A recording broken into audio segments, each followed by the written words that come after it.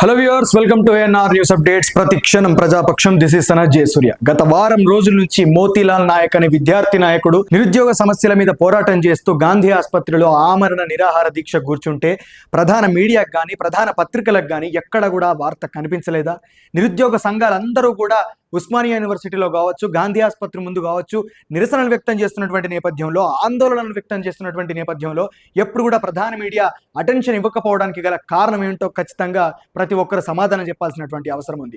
మరి ఏ హామీల మీద ఈరోజు ఇప్పుడు అధికారంలో ఉన్నటువంటి ప్రభుత్వం గత ప్రభుత్వాన్ని దించేటటువంటి నేపథ్యంలో ప్రజలందరినీ కూడా ఏకం చేసిందో, విద్యార్థులందరినీ, నిరుద్యోగులందరినీ ఏకం చేసి ఆ ప్రభుత్వాన్ని కూల్చి ఇప్పుడు అధికారంలోకి వచ్చిందో, ఇప్పుడు ఇంత దారుణాలు జరుగుతుంటే ఇక్కడ నిరుద్యోగ సంఘాలు తీవ్ర స్థాయిలో ఆందోళన వ్యక్తం చేస్తుంటే, ఒక వ్యక్తి చావు బతుకుల మధ్య పోరాటం చేస్తూ ఆమరణ నిరాహార దీక్ష కూర్చుంటే ప్రభుత్వం కనీస స్పందన చూపించకపోవడం అనేది నిజంగా చాలా దారుణమైనటువంటి విషయం.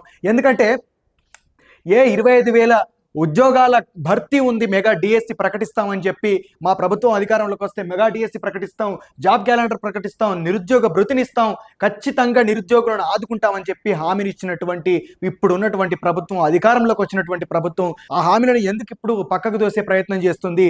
ఆ హామీలను ఇచ్చినటువంటి ఆ నేపథ్యంలో ఎందుకు విద్యార్థులను కావచ్చు, నిరుద్యోగులను కావచ్చు నిర్లక్ష్యం చేసే ప్రయత్నం చేస్తుంది?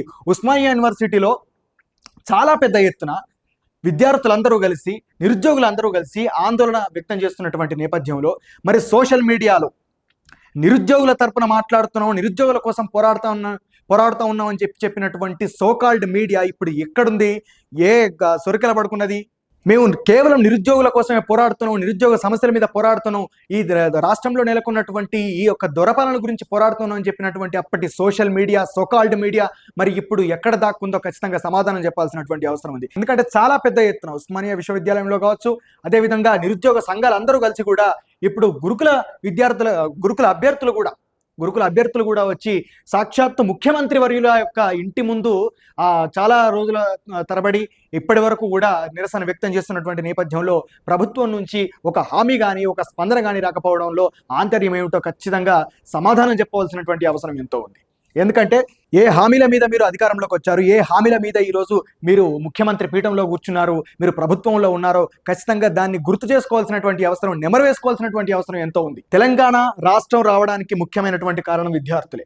అప్పుడు విద్యార్థులు కన్నెర్ర చేశారు కాబట్టి, అప్పుడు విద్యార్థులు ఆత్మ బలిదానాలు చేసుకున్నారు కాబట్టి, అప్పటి విద్యార్థులు అప్పుడు ఎవరైతే అమరులయ్యారో ఆ అమరులంతా కూడా మా యొక్క ప్రాణాలు పోయినా పర్వాలేదు, భవిష్యత్ తరాల యొక్క భవిష్యత్తు బాగుండాలి, వాళ్ళందరికీ ఉద్యోగాలు రావాలి, వాళ్ళందరి భవిష్యత్తు బాగుపడాలి, వాళ్ళ బ్రతుకులు బాగుపడాలి, తెలంగాణలో ఉన్నటువంటి ఈ పేదరికం కావచ్చు, తెలంగాణలో ఉన్నటువంటి ఈ వివక్ష కావచ్చు, ఇదంతా కూడా పూర్తిగా వ్యానిష్ అయిపోయి ఒక కొత్త చైతన్యం రావాలి, తెలంగాణ భవిష్యత్తులో ఒక గొప్ప స్థాయిలో ఉండాలి, ఈ రాష్ట్రం అభివృద్ధి చెందాలి, ఇది వెనకబడినటువంటి ప్రాంతము, ఇది వివక్షకు గురైనటువంటి ప్రాంతం అని చెప్పి వాళ్ళంతటా వాళ్ళు ఆత్మ బలిదానాలు చేసుకొని ఈరోజు తెలంగాణ సాధించినటువంటి నేపథ్యంలో మళ్ళీ ఈరోజు అవే పరిస్థితులు, మళ్ళీ ఈరోజు అప్పుడు జరిగినటువంటి వివక్ష, మళ్ళీ ఈరోజు అదే నిర్లక్ష్యం ఈరోజు కనబడతా ఉంది.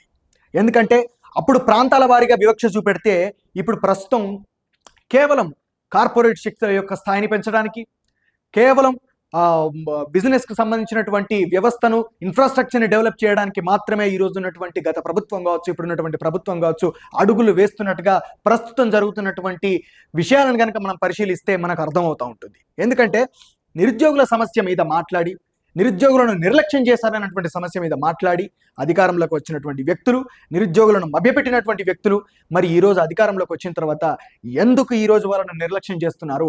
ఎందుకు ఒక్క హామీ కూడా ఇవ్వడానికి వెనకాడుతున్నారు? ఎందుకు ఈరోజు వాళ్ళ కనీస స్పందన కూడా కరువయ్యేటట్టు చేస్తున్నారు? వాళ్ళు చేశారు, ఓకే. ప్రధాన మీడియాకేమైంది? ఈరోజు సోకాల్డ్ మీడియా మేము ప్రశ్నించే గొంతులం, మేము లేకపోతే అసలు తెలంగాణలో ఈరోజు గత ప్రభుత్వం కూలిపోయేదే కాదు, మా కృషి వల్లనే ఈరోజు కొత్త ప్రభుత్వం ఇది రాష్ట్రంలో ఏర్పడిందని గొప్పలకు పోయేటటువంటి సోకాల్డ్ మీడియా, సోషల్ మీడియా ద్వారా రాజకీయాల్లో కడుగుపెట్టి వాళ్ళ రాజకీయ ఆకాంక్షలు తీసుకోవడానికి ప్రజల యొక్క మనోభావాలను దారుణంగా వాడుకొని, సోషల్ మీడియాను వాడుకొని, జర్నలిజాన్ని వాడుకొని, జర్నలిజం పేరును వాడుకొని ఈరోజు అధికారంలోకి వచ్చి ఈరోజు ఇక్కడ పాతుకుపోయి ఉన్నటువంటి వ్యక్తులు ఎవరైతే ఉన్నారో, ఈరోజు సోషల్ మీడియాను అడ్డం పెట్టుకొని కోట్లు సంపాదించినటువంటి వ్యక్తులు ఎవరైతే ఉన్నారో, వాళ్ళందరూ కూడా ఈరోజు ఎందుకు నోరు మూసుకొని కూర్చుంటున్నారు? వాళ్ళందరికీ నిరుద్యోగుల సమస్య కనబడతలేదా? వాళ్ళందరికీ ఈరోజు మోతీలాల్ చేస్తున్నటువంటి ఆమరణ నిరాహార దీక్ష కనబడతలేదా? వాళ్ళందరికీ గాంధీ ఆసుపత్రి ముందు జరుగుతున్నటువంటి లాఠీ చార్జ్ కనబడతలేదా? వాళ్ళందరికీ సాక్షాత్ ముఖ్యమంత్రి ఇంటి ముందు నిరుద్యోగులు చేస్తున్నటువంటి నిరసన కనబడతలేదా? గురుకుల అభ్యర్థులు చేస్తున్నటువంటి నిరసన కనబడతలేదా? ఎందుకు కనబడతలేదు? మీరందరూ ఎందుకు చూపించలేరు?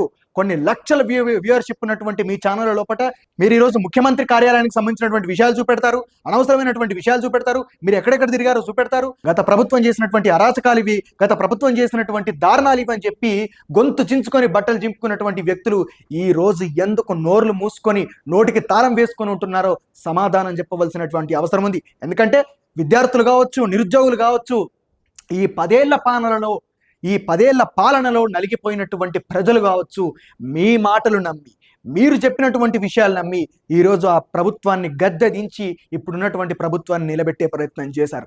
కాబట్టి ఖచ్చితంగా ఈ సోకాల్డ్ మీడియా ఏదైతే ఉందో, ఇప్పుడున్నటువంటి నిరుద్యోగుల గురించి, ఈ నిరుద్యోగ సమస్య గురించి ఖచ్చితంగా ప్రభుత్వానికి మీ ద్వారా చేరవేయవలసినటువంటి బాధ్యత మీదే. ఈ నిరుద్యోగుల సమస్యను పరిష్కరించాల్సినటువంటి బాధ్యత మీదే.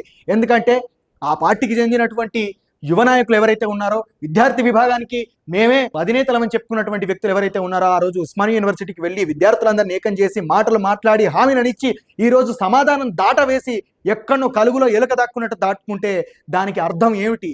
ఇది అన్ని శుష్క వాగ్దానాలేనా, శుష్క ప్రియాలేనా, శూన్య హస్తాలేనా? దీనికి సమాధానం చెప్పవలసినటువంటి అవసరం ఖచ్చితంగా ఉంది. ఎందుకంటే ఈరోజు అక్కడ అరుస్తున్నారు, అక్కడ మాట్లాడుతున్నారు, అక్కడ విద్యార్థులు తీవ్రమైనటువంటి ఆగ్రహం వ్యక్తం చేస్తున్నారు. ఏమని వ్యక్తం చేస్తున్నారు?